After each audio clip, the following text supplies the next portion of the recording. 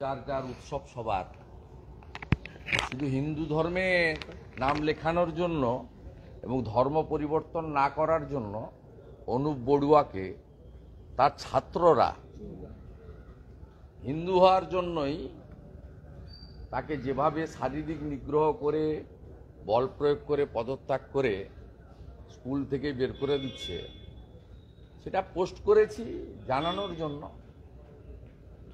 যে এখানে যদি মুখোশ মমতা ফিরাত, এদের পরিণতি ভবিষ্যতে এইরকমই হবে।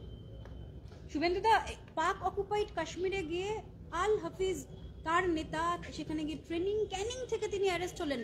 বাংলা নিয়ে আপনারা বারবার সরব হয়েছেন কারণ এখানকার ডেমোগ্রাফি চেঞ্জ করা হচ্ছে। কাশ্মীরের জঙ্গি তিনি পাক অকুপাইড কাশ্মীরে গিয়ে ট্রেনিং নিলেন এবং সরাসরি কথাটা তো অনেকদিন ধরে আমি বা আমরা বা অনেকেই বলছেন, মাঝে মাঝেই তো প্রমাণ হয়েছে।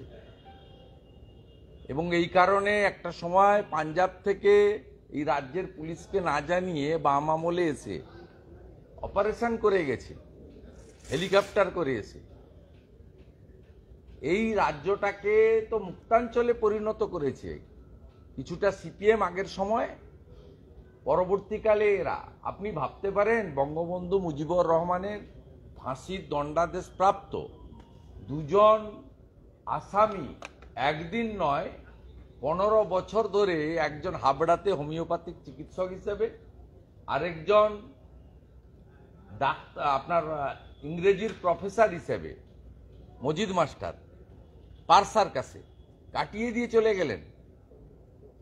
তার মধ্যে হাবড়ার যিনি দণ্ডপ্রাপ্ত ফাঁসির আদেশ, তিনি মারাও গেছেন, তার ফাঁসির আদেশ কার্যকর করতে পারেনি। আর এই 2 বছর আগে 3 বছর আগে 22 সালে আমাদের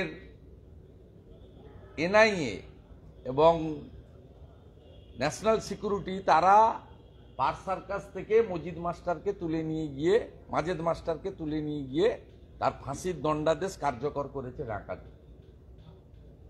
এটা কতবার প্রমাণ হয়েছে। এই রাজ্যে যে সরকার আছে, এই সরকার ভোট ব্যাংকের জন্য, তুষ্টিকরণের জন্য, হাই অ্যাপেজমেন্ট পলিটিক্স করার জন্য এখানে জঙ্গিদেরকে মদত করছে এবং রাজ্যসভায় পাঠায় সিমিল লোককে। পিএফআইর প্যারেডে ফরাক্কা টিএমসির এমএলএ যোগদান করে। তার বাইরেও এবারের লোকসভা নির্বাচনে তৃণমূলের প্রার্থী তালিকায় এমন একজন ছিল যার সঙ্গে এই ধরনের গোষ্ঠীর সঙ্গে যোগাযোগ আছে এবং তাদের অর্গানাইজেশনে বাইরের থেকে টাকা আসে, সেসব প্রমাণও আমাদের কাছে আছে। হাফিজ সাইদের সাথে যোগাযোগ, ক্যানিং থেকে তিনি যোগাযোগ করলেন, তিনি ট্রেনিং নিলেন। রাজ্যের ইন্টেলিজেন্স কোথায়, আমরা কোথায় বাসি করছি? হাফিজ সাইদ এবং তিনি ট্রেনিং যেখানে সেখানে এর উত্তর আপনারা সাহস আছে যদি মাঝে মাঝে যিনি উদয় হন নবান্নতে তারকে জিজ্ঞেস করুন। তিনি তো পুলিশও মন্ত্রী, 13.5 বছর ধরে চালাচ্ছেন এই বাংলায়। 6-0 করলেন, বলছেন সব ভোটেই জিতছেন তিনি। যারা জেতাচ্ছেন তো লোক দেখতে পাচ্ছে। কিন্তু রাজ্যের নাম চলে আসা লস্করের সঙ্গে তাতে এই রাজ্যের কি আছে? এই রাজ্যের কোনো তাতে কোনো ক্ষতি হয়েছে নাকি? অনুশোচনা আছে না অনুতাপ আছে? মিথ্যা মামলা করতে ব্যস্ত। নন্দীগ্রামে একটি অরাজনৈতিক হত্যা, তাকে কেন্দ্র করে 39 জন ভারতীয় জনতা পার্টির নেতার নামে মিথ্যা মামলা করেছে। সে আমি প্রমাণ করে দেবো। গত সপ্তাহে মামলা করেছিল, হাইকোর্টে প্রমাণ হয়ে গেছে। আবার মিথ্যা মামলা করেছে 39। তার মধ্যে পঞ্চায়েত সমিতির চেয়ারম্যান আছেন, প্রধান আছেন, কর্মাধ্যক্ষ আছেন। সেই 2021-এর রাগ, হারের রাগ আবার হারাবো 26 সালে। নন্দীগ্রামে তৃণমূলকে পেটালে আইসি বদল হচ্ছে, বিরোধীদের উপরে তো আক্রমণ হয়, সেক্ষেত্রে তো আইসি বদল না, এটা তো ওদের সন্তুষ্ট। এই সিপিএমও করেছে। সিপিএম নন্দীগ্রাম আন্দোলনের সময় 1.5 বছরে 7টা এসপি চেঞ্জ করেছে। গঞ্জে অনিল শ্রীনিবাস থেকে শেষ বাস্তব বৈদ্য, অশোক বিশ্বাস, অশোক দত্ত, এস পান্ডা, কোনো এক্সপেরিমেন্ট কাজ করেনি। বুদ্ধদেব বাবুর সেই সময় সিপিএমের ওই লোকাল লোকরা বলতো, জেলার লোকরা বলতো এসপিকে বদলে দেন, এভাবে হয় নাকি? মানুষ সঙ্গে না থাকলে পুলিশ বদল করে কি করবে না?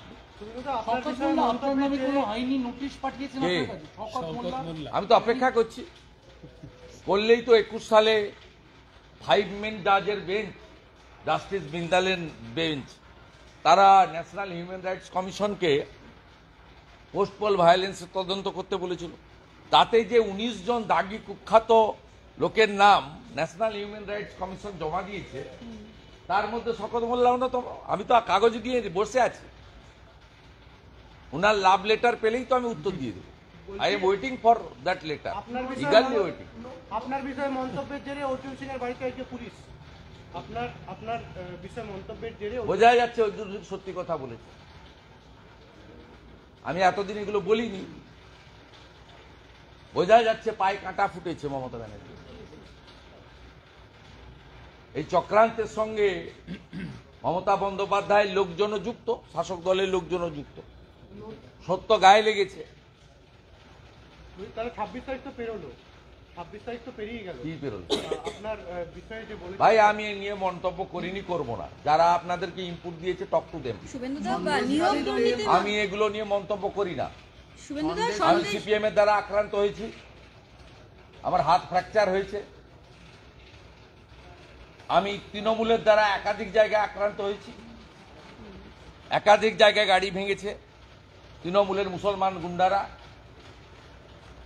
তারপরে এই রাজ্য সরকার যে সমস্ত জঙ্গিদেরকে আমদানি করেছেন মুর্শিদাবাদে, ক্যানিংয়ে, তারা করতে পারে। সত্যটা সত্য হিসেবেই বলবো। বাংলাদেশে সনাতনীরা, হিন্দুরা আক্রান্ত, অত্যাচারিত, মন্দির ভাঙছে। আমি প্রথম ভারতীয় এবং সনাতনী, তারপরে রাজনীতি। আমার রাজনৈতিক পরিচয় পরে, কিন্তু আমি আমার ধর্মসত্তা বিসর্জন কোনোদিন দিতে পারবো না। এটা আমাকে গীতা শিখিয়েছে। স্বাভাবিকভাবে